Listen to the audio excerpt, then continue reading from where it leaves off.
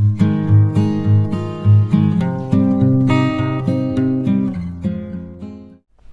Dear students, welcome to Kataria pharmacy. So students, कैसे हैं आप सब? आई होप सभी ठीक होंगे। तो हम स्टडी कर रहे थे B pharma third semester organic chemistry second. तो ऑर्गेनिक केमिस्ट्री सेकंड में 4th यूनिट कंप्लीट हो चुकी है। अगर आपने अभी तक हमारे चैनल पे लेक्चर्स नहीं देखे हैं तो जाके देख लीजिए। और यूनिट 5th आज के इस लेक्चर में हम स्टार्ट करने वाले हैं। तो वीडियो में एंड तक बने रहना, और अगर आप चैनल पे न्यू हैं तो चैनल को सब्सक्राइब ज़रूर कर लें और वीडियो को ज़्यादा से ज़्यादा शेयर करें। तो स्टार्ट करते हैं। जो हमारी यूनिट 5th है ऑर्गेनिक केमिस्ट्री सेकंड की, उसमें क्या स्टडी करना है हमें? साइक्लो एल्केन्स के बारे में। अब इसमें ज़्यादा जो हमारा मेन टॉपिक है, जैसे हमने पिछले लेक्चर्स में स्टडी किया उस टाइप से हमें स्टडी नहीं करना। इसमें टॉपिक आ गया हमारा साइक्लो एल्केन। तो साइक्लो एल्केन क्या होते हैं सिर्फ इतना देखना है। बाकी थ्योरीज दी गई हैं, वो थ्योरीज आपको स्टडी करनी है। साइक्लो एल्केन की थ्योरीज हैं। तो सबसे पहले हम जान लेते हैं साइक्लो एल्केन क्या होते हैं। अब साइक्लो एल्केन नाम से आपको ऐसे लगेगा कि बेंजीन है, लेकिन बेंजीन क्या होते हैं? एरोमेटिक होते हैं। और साइक्लो एल्केन का मतलब कि एक कार्बन रिंग ही साइक्लिक फॉर्म में कन्वर्ट हो जाए, तो उसको क्या बोलते हैं हम? Cycloalkane. इसमें क्या होता है कि 3 या 3 से अधिक कार्बन्स की एक रिंग होती है, जिसको हम साइक्लो एल्केन बोलते हैं। हाइड्रोकार्बन विथ 3 और more carbon atom in a ring are called cycloalkane. मतलब कि 3 या 3 से ज़्यादा कार्बन एटम किसी रिंग के अंदर हैं तो उसको हम साइक्लो एल्केन बोल सकते हैं। A simplest example is single unsaturated carbon ring. Single unsaturated carbon ring which form a homologous series similar to unbranched alkane, जिसको हम बोल सकते हैं cycloalkane. The cycloalkane with n carbon has the general formula. cycloalkane का general formula होगा CnH2n। तो ये हो गया general introduction of cycloalkane. अब बात कर लेते हैं स्टेबिलिटीज। टॉपिक इसके अंदर दे रखा है, जिसके अंदर हम डिफरेंट थ्योरीज स्टडी करनी है। फर्स्ट आज के इस लेक्चर में हम स्टडी करने वाले हैं बेयर स्ट्रेन थ्योरी। अब स्ट्रेन क्या होता है कि जो कार्बन कार्बन का बॉन्ड एंगल होता है वो फिक्स होता है, लेकिन अगर उसमें कोई चेंजेस होते हैं, वो कार्बन एंगल बढ़ता है, कम होता है, तो उस टाइम क्या होता है? स्ट्रेन होता है बॉन्ड के बीच। इससे जो इसकी स्टेबिलिटी है कंपाउंड की वो बढ़ जाती है। वो कैसे कैसे है, इस थ्योरी में क्या क्या बताया गया है वो हम देखने वाले हैं। तो थ्योरी है हमारी बेयर्स स्ट्रेन थ्योरी। इंपॉर्टेंट है क्वेश्चन, अच्छे से याद कर लेना। The difference in the relative stability of cycloalkane has initially explain in the Baeyer strain theory. Difference in relative stabilities, जो स्टेबिलिटीज हैं साइक्लो एल्केन की, उनको डिफाइन किया गया, एक्सप्लेन किया गया है बेयर स्ट्रेन थ्योरी के अंदर। थोड़े डिफिकल्ट लगेंगे आपको, थोड़ा कंफ्यूजन होगा, लेकिन थोड़ा ध्यान से देखना, और नहीं समझ में आए तो एक बार रिपीट जरूर करना इसको। The main postulated of the theory, कुछ पॉइंट्स होंगे, 5 पॉइंट्स होंगे जिसमें ये जो थ्योरी है वो कवर होगी।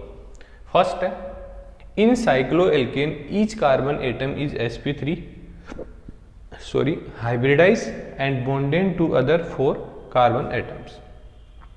साइक्लो एल्केन में क्या होता है कि जो भी कार्बन प्रेजेंट है वो sp3 हाइब्रिडाइज होगा, और बॉन्डेड टू अदर, जो भी कार्बन है 4, 5, 6 कार्बन से बॉन्ड होगा।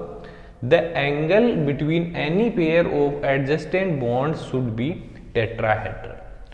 अब जो बॉन्ड होगा, बॉन्ड एंगल होगा, वो टेट्राहेड्रल होगा।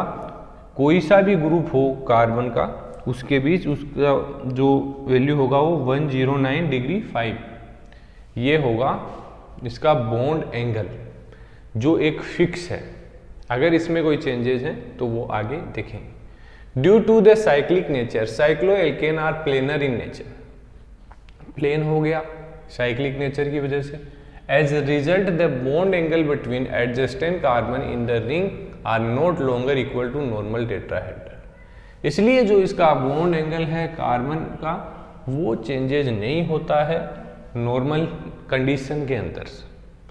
आगे हैं वो नॉर्मल कंडीशन हो गई। अब देखिए एनी डिस्टोरेशन और डेविएशन, अगर कोई भी डेविएशन होता है साइक्लोएल्केन के अंदर तो क्या होता है, form the normal tetrahedral angle cause a strain. जो नॉर्मल बॉन्ड है टेट्राहेड्रल जो एंगल है उसके अंदर स्ट्रेन होगा, तो strain in the ring and produce instability to resultant molecule. क्या करेगा, जो भी मॉलिक्यूल है उसको इंस्टेबल करेगा। जब स्ट्रेन आएगा तो वो इंस्टेबल हो जाएगा। The strain is known as angle strain. इस स्ट्रेन को हम क्या बोलेंगे, एंगल स्ट्रेन, क्योंकि एंगल की जो लेंथ है, एंगल का बॉन्ड है वो चेंज हुआ तो एंगल में स्ट्रेंथ आया है। तो एंगल स्ट्रेन कैसे होता है, 1/2 is equal to 1095 degree 0.5 degree and minus bond angle in the planar ring. जो बॉन्ड एंगल है जो चेंज हो रहा है वो इसमें आ जाएगा। ये एक फॉर्मूला हो गया एंगल स्ट्रेन निकालने का। तो ये सब कुछ बेयर थ्योरी के अंदर है। बेयर जो साइंटिस्ट थे उन्होंने ये सब कुछ डिफाइन किया है।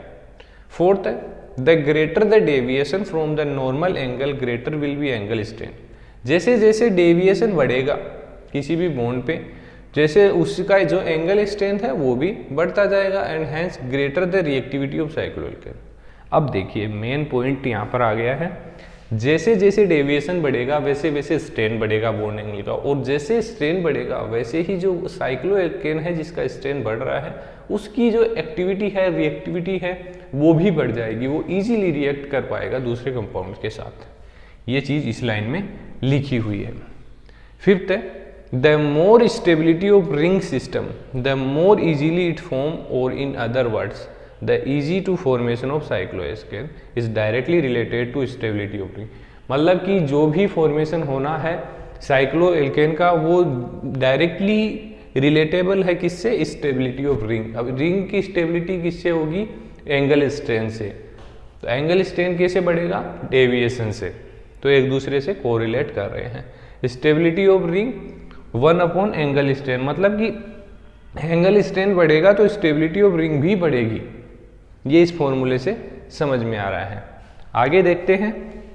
तो नेक्स्ट है the internal bond angle can be calculate. जो इंटरनल बॉन्ड है उसको कैसे कैलकुलेट करेंगे, तो bond angle is equal to 180 and bracket n-2 और अपॉन n क्या है, number of carbon atom present in the ring. Ring में कितने 4 कार्बन है 5 कार्बन है वो काउंट करके यहाँ पे लिख देंगे, जिससे इनका बॉन्ड एंगल इजीली निकाल सकते हैं।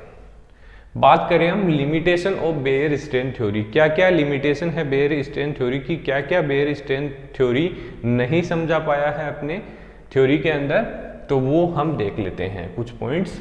Bear was not able to explain the effect of angle strain in larger ring system. मतलब कि जो शॉर्टर रिंग है उनके अंदर ही इसकी पॉसिबिलिटीज हैं, इनको ही ये समझा पाया है। इसके अलावा जो लंबी रिंग है लार्जर रिंग है उनके लिए इसका लिमिटेशन रह गया, ये नहीं समझा पाया उनको नहीं। According to Baeyer cyclopentane should be much stable than cyclohexane. इसके अकॉर्डिंग, इस लॉ के अकॉर्डिंग जो साइक्लोपेंटेन है मतलब 5 कार्बन रिंग होगी उसके अंदर जो स्टेबिलिटी है वो साइक्लोहेक्सेन जिसमें 6 कार्बन होंगे उससे ज़्यादा होगी। लेकिन ऐसा नहीं होता है, इसके अपोजिट होता है। प्रैक्टिकली अगर अपन निकालें तो ये रिवर्स्ड होगा, साइक्लोहेक्सेन की स्टेबिलिटी साइक्लोपेंटेन से ज़्यादा होगी। तो ये इसका लिमिटेशन हो गया।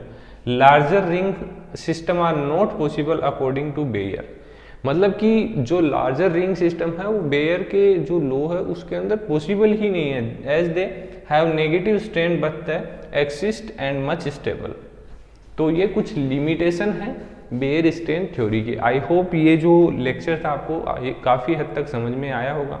अगर फिर भी कोई डाउट है तो आप हमें कमेंट करके बता सकते हैं, और वीडियो के डिस्क्रिप्शन में टेलीग्राम ग्रुप का लिंक मिल जाएगा, उसको ज्वाइन कर लीजिए, वहाँ जाके आप मुझे डायरेक्ट कॉन्टैक्ट भी कर सकते हैं। तो मिलते हैं नेक्स्ट वीडियो में। Thank you.